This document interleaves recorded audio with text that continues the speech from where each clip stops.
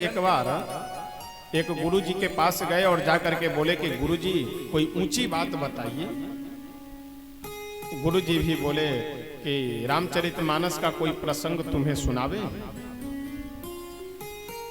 वह सज्जन बोला कि अब रामचरितमानस भी तो कोई गूढ़ बात ऊंची बात है नहीं, ये भी तो छोटी बात है, कोई ऊंची बात बताइए।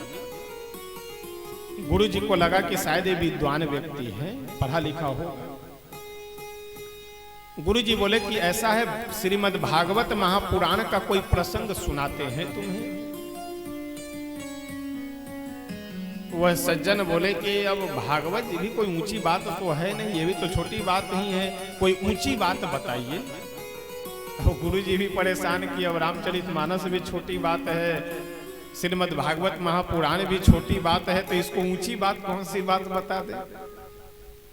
गुरुजी बोले कि ऐसा करते हैं, तुम्हें श्रीमद् भगवद गीता का कोई प्रसंग कोई अध्याय सुनाते हैं। वो सज्जन बोले कि गुरुजी अब श्रीमद् भगवद गीता भी तो कोई ऊंची बात तो नहीं है, लेकिन चल जाएगा, श्रीमद् भगवद गीता का ही कुछ सुनाइए। तो श्रीमद् भगवद गीता का महात्म जब वर्णन करते हैं वेदव्यास भगवान, तो उस समय एक बहुत सुंदर श्लोक लिखते हैं कि सर्वोपनिषदो गावो दुग्धा गोपाल नंदनः पार्थो वत्सः सुधीर भोक्ता दुग्धम गीतामृतम महत्। जितने भी उपनिषद हैं और वेद, ये उपनिषद वेद आदि क्या हैं? ये गौ के समान है। अर्जुन क्या है? बछड़े के समान है। भगवान श्री कृष्ण क्या है?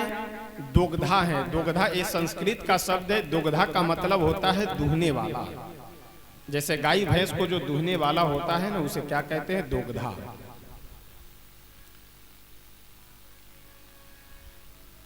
और बछड़ा भी हो, गौ भी हो, दूहने वाला भी हो, तो उसके बाद फिर दूहने के बाद हमें क्या मिलता है? दूध मिलता है।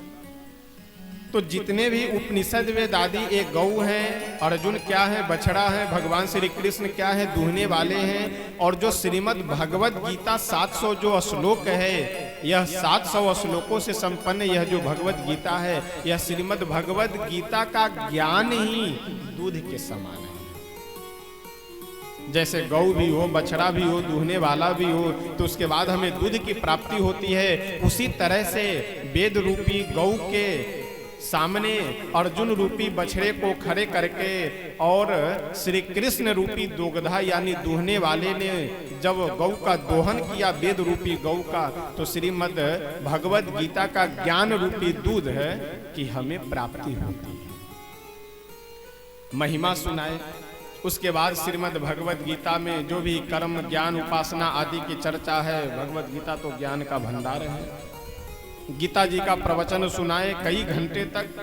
अच्छा, वो सज्जन जो बैठ करके सुन रहे थे, वो समझते तो कम थे, लेकिन शाबाशी ज्यादा देते थे। वाह गुरुजी, क्या बात कहना है, अरे आपकी बात को तो सुन करके बिल्कुल मेरा जीवन धन्य हो गया, वाह वाह क्या बात है।